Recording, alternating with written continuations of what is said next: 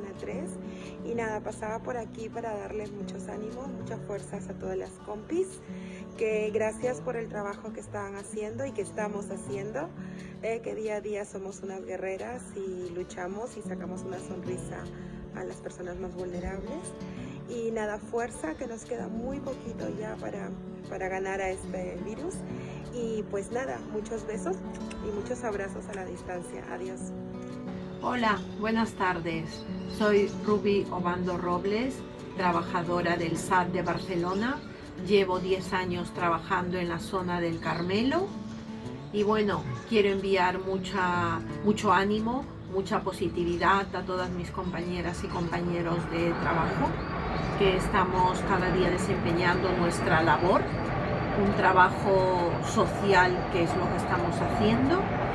Y bueno, que estamos trabajando con personas vulnerables, dependientes, y bueno, pues que salgamos prontito de esta situación.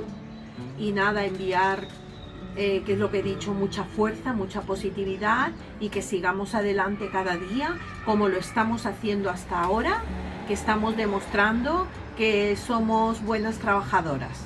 Un abrazo y un beso para todas. Adiós. Hola, soc l'Ivan, facilitador dels equips pilots de Zona 1, i volia dedicar-vos unes paraules d'agraïment per totes aquelles persones que esteu treballant amb tanta valentia i professionalitat. En especial volia fer menció a les companyes que esteu a peu de carrer i que esteu garantint el benestar de les persones més vulnerables. Sortirem d'aquesta. Una abraçada a tothom.